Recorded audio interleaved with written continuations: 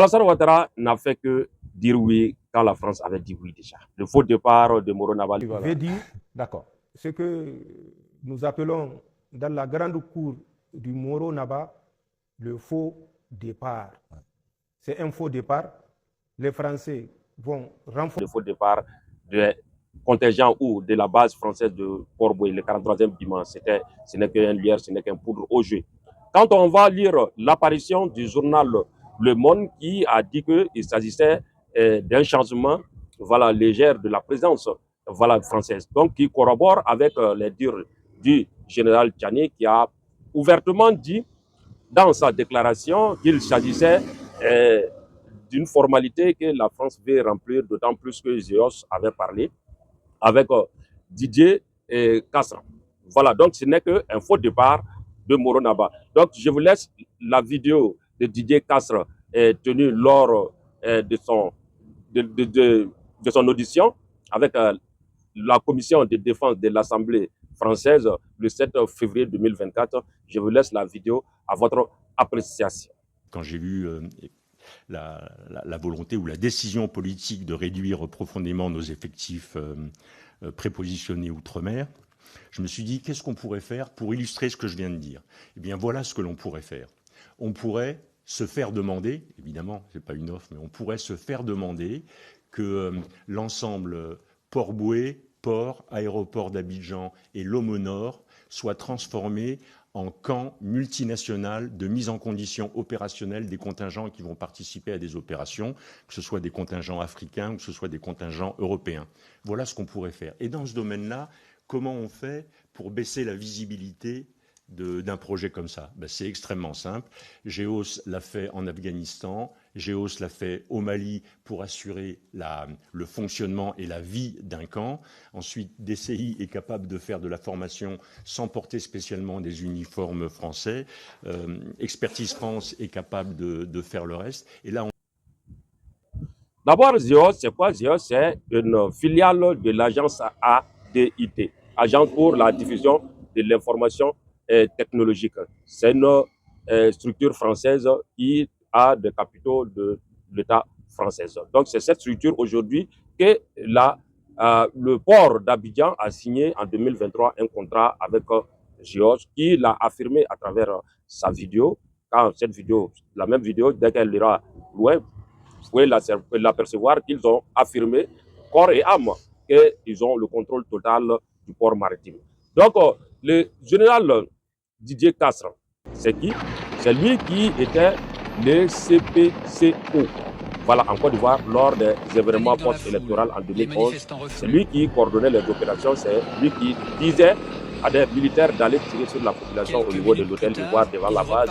C'est lui qui a donné l'ordre à ce qu'on parte pour bombarder la résidence du président Laurent Gbagbo et afin de pouvoir remettre sur selle l'air laquais il est d'autre côté Alassane Ouattara. Donc c'est Didier Castro qui était le maître de cette opération. Donc aujourd'hui, il a pris entre guillemets sa retraite et ils sont allés créer GEOS. GEOS qui est devenu maintenant une armée privée qui va s'en charger de mener les opérations de façon sécuritaire. Donc c'est une façon, le départ de la Côte d'Ivoire, comme le dit le général Tchani, que je vais vous laisser écouter. En Côte d'Ivoire, ils n'ont pas prévu de réduire les effectifs. La remise du 43e BIMA, c'est juste une formalité. D'accord. On vous restitue le 43e BIMA, mais les soldats français qui sont dans le 43e BIMA seront redéployés dans les autres positions occupées par l'armée française à l'intérieur du territoire ivoirien.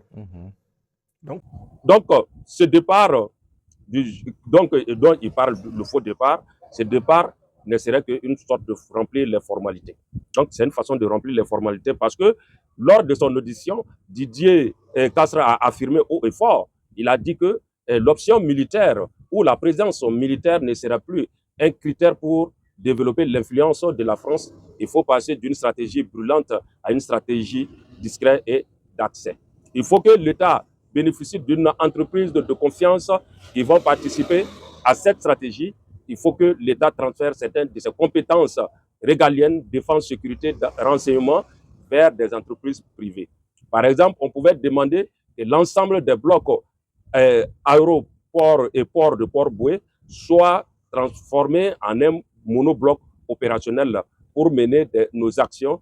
Pour réussir, il faut baisser la visibilité militaire en passant par des entreprises comme GEOS. Aujourd'hui, GEOS, après avoir signé le contrat avec le port autonome d'Abidjan, PAA, aujourd'hui détient toutes les informations sensibles du moment où c'est eux qui assurent la sécurité et des hautes personnalités, la primature, la présidence, la RTI, l'aéroport, le port et les différents corridors. Donc, ça veut dire qu'ils ont tous le contrôle de la Côte d'Ivoire aujourd'hui. Donc, c'est une façon d'éteindre la lumière pour mieux glisser dans l'obscurité afin de pouvoir faire ce qu'ils veulent, ce que nous, on appelle chez nous le chat noir.